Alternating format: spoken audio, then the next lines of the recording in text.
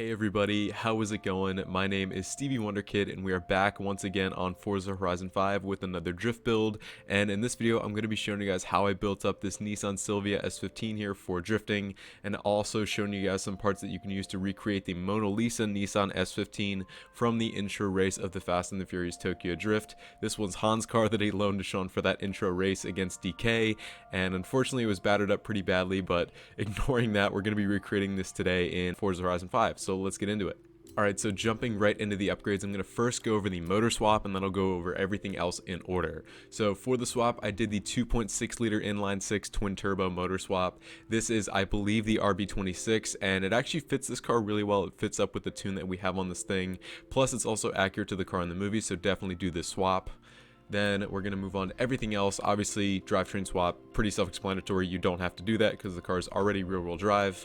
But anyways, moving into the engine upgrades, we're going to go through these all in order. So first off, the intake, I did the race intake.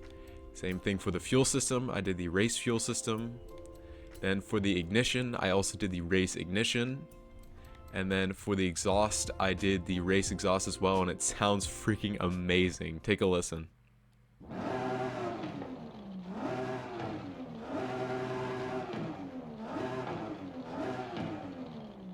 Dang, that RB sounds so good.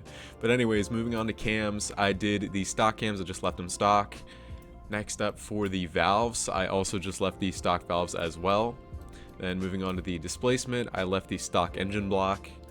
Next up, for the pistons and compression, I did the race pistons and compression to slightly bump up power. Nothing too crazy, but this does help a little bit. Then for the twin turbo, I did the race twin turbo as well. Then I did the intercooler, I did the race intercooler as well. Then for the oil and cooling, I did the race oil and cooling.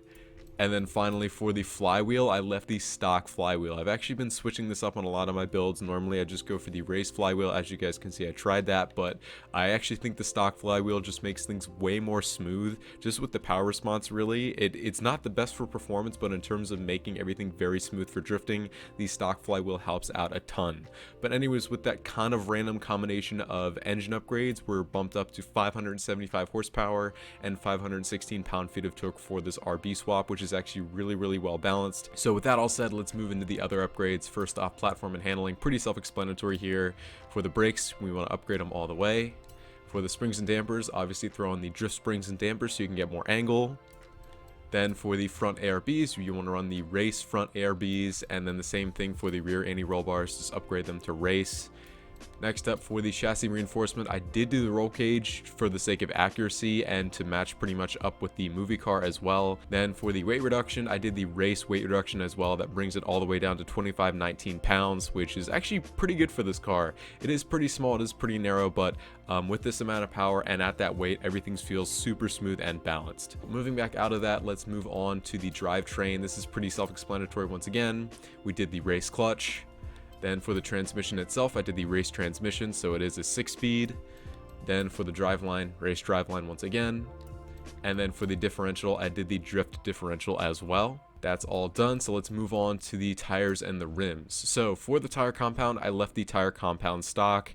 I've been kind of experimenting to see what the best tire compound is for like a really smooth and controllable drift car, and in my opinion, I think the stock tire compound is the best for that. Of course, anything above like 600-700 horsepower, maybe then it's worth putting on the drift tires to get a little bit more grip, because at that point, it's going to be really hard to control the car on stock tires. But in this case, it's under 600 horsepower, and I want to keep things really smooth and controllable, so I think stock tires are the way to go for that. Next up, for the front tire width, I bumped this out all the way to 245s up front so we get the most amount of control on those front wheels.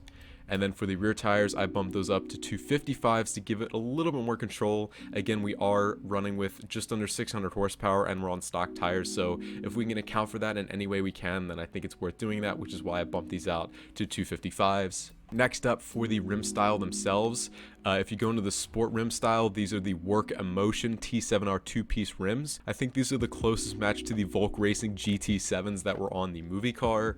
There could also be other matches out there as well, but this is personally the best match that I found, and I actually think they look really good on this car as well. So I'd run these, but if you guys have any other suggestions for wheels to use, then feel free to drop those in the comments. Moving back out of that, we're going to move on to the front rim size. For these, I just bumped these up to 19s in the front and then 19s in the rear as well. That's to match up with the rim size for the rims on the movie car as well. And then for the front track width, I did the upgraded front track width. I bumped that out all the way for the most amount of front grip.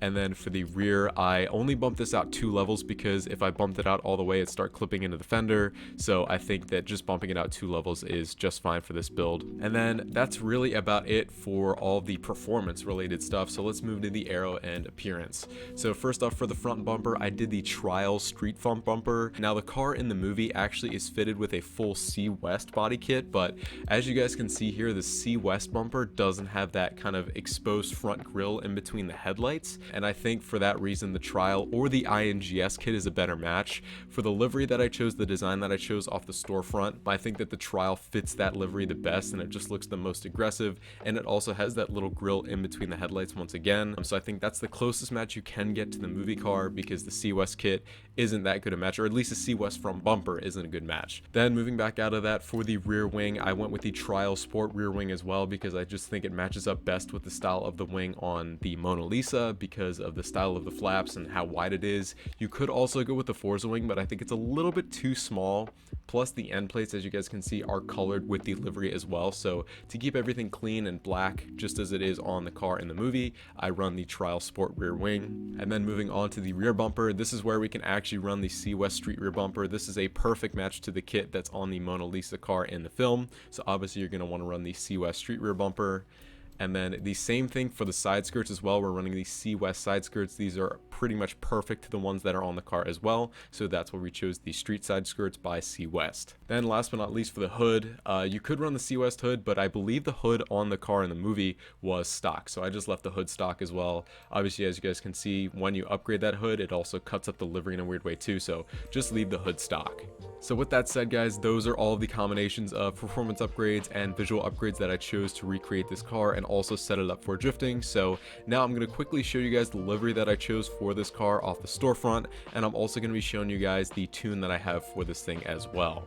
Alright, so we're on the storefront now, and this is the design that I've chosen for the car. It's by Silvia. It's called the S15 Mona Lisa, as you guys can see here. And here is the share code for that design as well, if you guys want to go and put this design on for yourselves. This is the absolute best match to Han's car that I found. Alright guys, so let's quickly take a look at the tune as well. This is pretty much everything that I have set up for this thing. I tried to make this car as smooth as I possibly could in terms of the gearing and the overall grip, which is why I went for a little bit of a less grippy setup for this car. Even though it has a little bit more power, you'd expect it to have a little bit more grip. I actually tried to limit the amount of grip the car had just for the sake of making it as smooth as possible. And I played around a lot with the tuning settings for this, but I finally found all of these settings which I really like. The car is a little understeery and there's not a really great way to fix that, but the car still feels very, very smooth and controlled in the drift. So again, these are all the upgrades I chose. Feel free to pause the video and go back and change these yourselves, or if you want to, I will show the share code right now. Alright, so really quickly guys, here is the tune that you can download straight from my profile. If you search up my name and look for the tune called S15 Drift Final, because I went through like 6 different versions of this tune before I found something that I liked, but here is the tune itself. That's the name of the tune, the S15 Drift Final, and here is the share code as well for you guys to go and download this and give it a shot for yourselves. Alright guys, so drifting this thing now, we've got a pretty high speed entry coming up here, so let's throw it in. Yeah, there we go. This thing is just super, super, super smooth. It really feels at home between 3rd and 4th gear, and you can kind of set and forget it. You throw it in 3rd if you're at lower speeds, or in this case you're at a little bit higher speeds, then you can throw it in 4th and just let it rip. Just keep the throttle floored and then keep up your steering input, and this thing drifts like absolute butter. I love how smooth this thing is. It's very controllable. As I said earlier, it has a little bit of understeer, and that really only makes itself apparent when you're going for like entries and stuff. But once you're actually in the drift, once you overcome that, this thing is very, very easy to drive and very easy to drift as well. So let's throw it in really fast here, all the way in 5th gear, running it really, really, really, really wide. Ooh, there we go.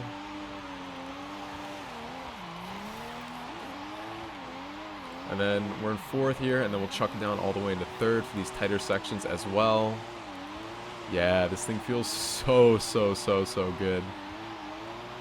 You can just drift this thing for days. It's not very twitchy, it's just kind of smooth, you know, slow, smooth, controlled transitions, and that's why I love it so much. Very easy to drift overall. I've had a blast drifting these cars and testing out the tune and everything for this car, because again, I went through like 6 or 7 different versions of this tune, has really kind of given me a lot of insight that I've used to make future tunes as well. Alright guys, so that is going to conclude my full Nissan Silvia S15 build, as well as a little bit of a replica of the famous Mona Lisa from the Fast and the Furious Tokyo Drift. So if you guys enjoyed this video, feel free to drop a like on it, leave any feedback or any cars you'd like to see me do tunes on in the future down in the comments, and with that all said, I hope you guys enjoyed once again, and have an awesome day.